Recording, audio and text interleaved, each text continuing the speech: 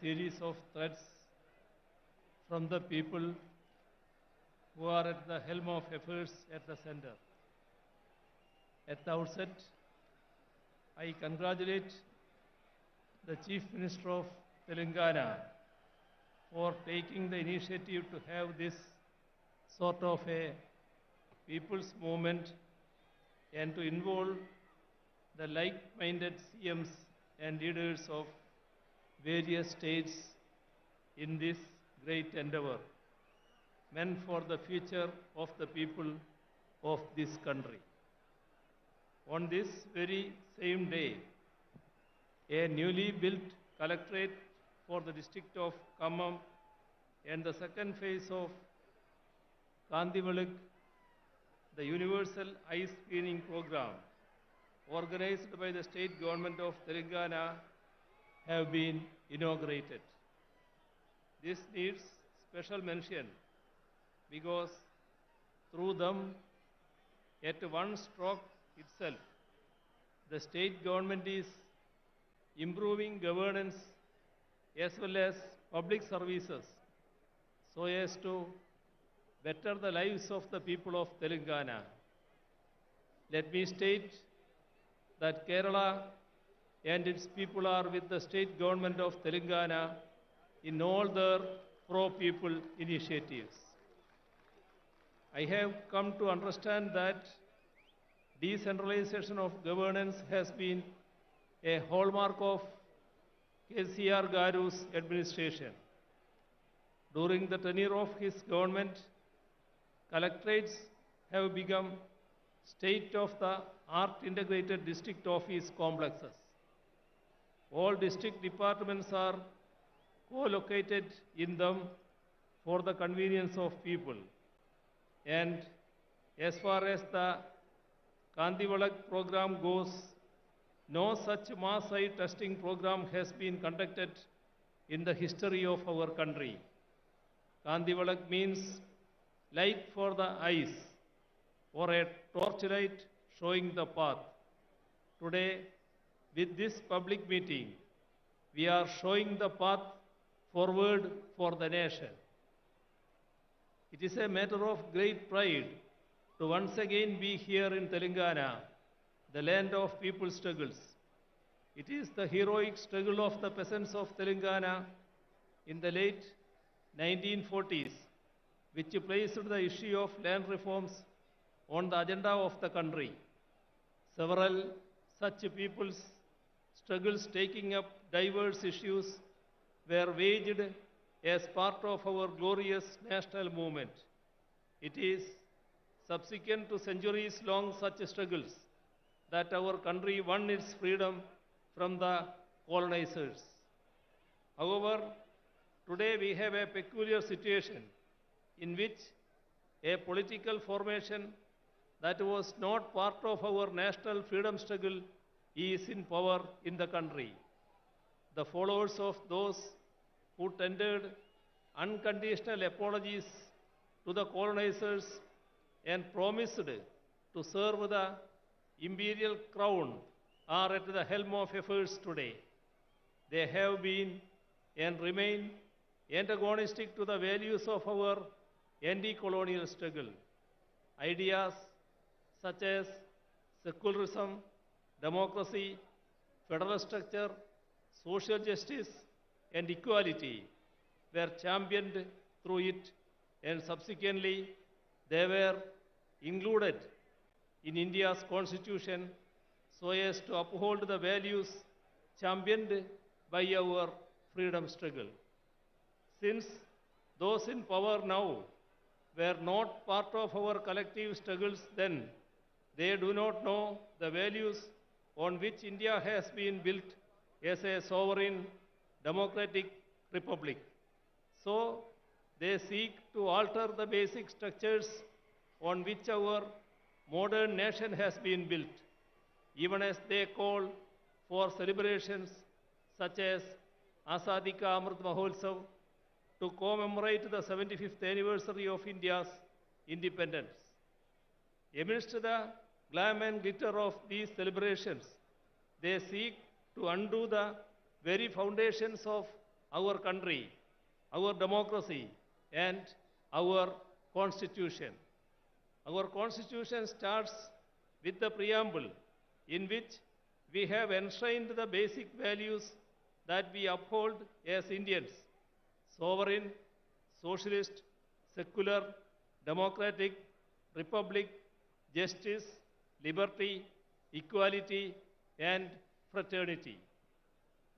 By signing various international defense agreements, they go against the concept of sovereignty. By allowing the concentration of wealth through consistent appeasement of corporates, they go against the concept of socialism. By seeking to replace parliamentary democracy with presidential form of governance, they go against the concept of democracy. By enacting laws which divide the people on communal lines, as in the case of the Citizenship Amendment Act, they thwart the concept of secularism. After the preamble comes part 1, in which we define India. It states, India, that is Bharat, shall be a union of states. The states are the basic units of India, our country. It is the union of states that creates India, our country. That is why India has a federal structure. Yet those in power think that we are a unitary state. We need to remember that their predecessors had promised to declare India as a unitary state in their manifesto published in the run-up to the 4th general election held in India in 1967. The union government is consciously trying to destroy the country's federal structure. Repeatedly, laws are being enacted by the parliament on subjects in the state list in the constitution, be it law and order, agriculture, cooperation, power, or so on. Bills that infringe upon the rights of the states are being enacted into laws, even without seeking the opinion of state governments. Even while entering into international agreements that affect the states, the union government does not inform state governments, let alone seek their consent. Slogans such as one nation, one tax, one nation, one uniform, one nation, one election are all attacks on federal structure. When states try to mobilize resources through additional alternative sources, the union intervenes and sabotages such moves. On the one hand, the right to avail loan is curbed, and on the other, the additional resources are sealed. Along with this, the funds that are made available to the state by the Constitution too are denied. Such attacks are most acute in the states that are ruled by governments that are opposed to the BJP-RSS combine ruling the union. We are seeing it in Telangana as well as in Kerala. Attacks against the states' rights and powers are being carried out even by politically misusing the office of governor. Widespread efforts are on to take control of the higher education sector through the governors in their capacity as chancellors. Assent to legislations that have been enacted by the state legislatures are being withheld. Such affronts on the supremacy of state legislatures weaken not just our federal structure, but even our democracy too. Democracy should be protected if the values that we fought for are to be secured. We do not have any option but to resist these moves more unitedly. The weakening of our parliamentary democracy is evident in the way in which our parliamentary norms and precedents are being bulldozed. Bills are being passed without adequate discussions or calling for division in the parliament, and this weakens our parliamentary democracy. All ethics and norms of democracy are being violated. Governments that have come to power in the states by winning a majority in the assembly elections are being toppled through horse trading.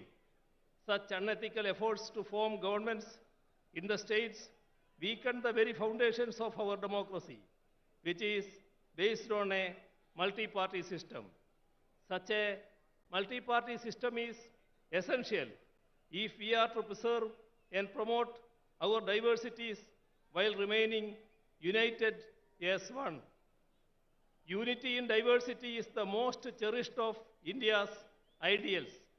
It is what has defined us as a nation right from the days of our freedom struggle. India's varied languages are the expressions of our diversities. Our mother tongues are part of our cultural identities.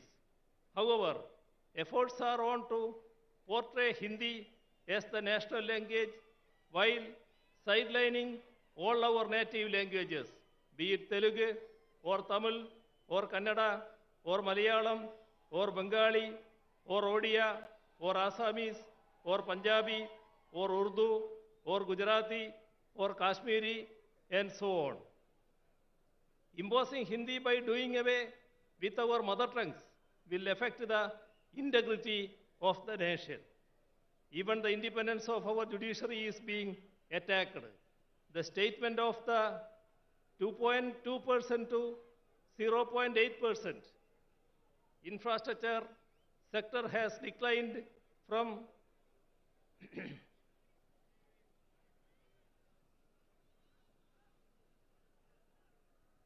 the statement of the law minister to the effect that the union government should have a decisive say in the appointment of judges goes to prove that the BJP government is hell-bent on destroying judicial autonomy and to subvert the judiciary into a nominated body of the union government.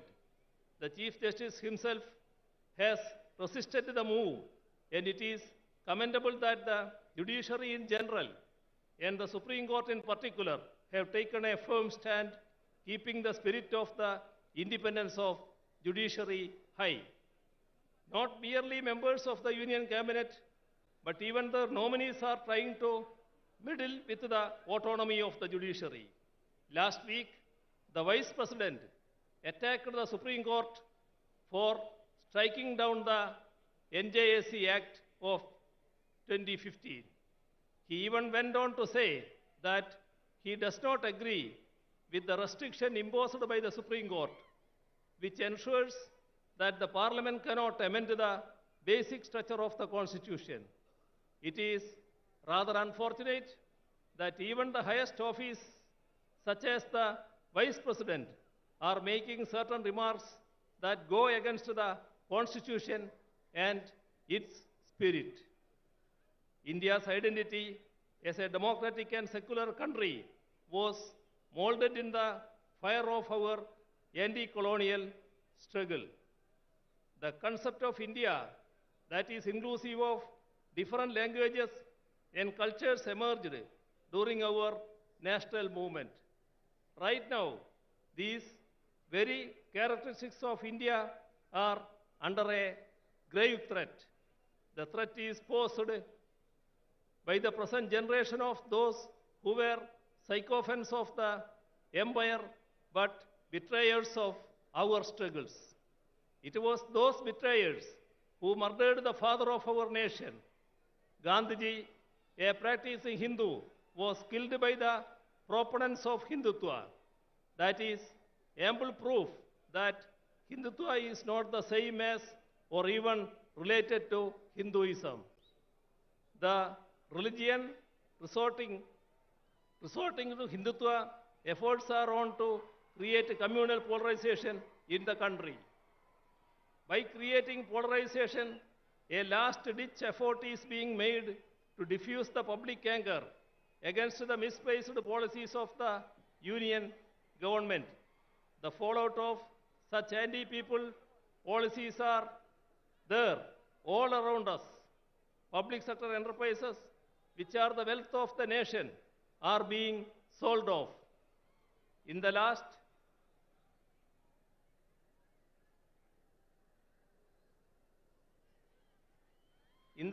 budget alone, rupees 65,000 crores was sought to be raised through their sale.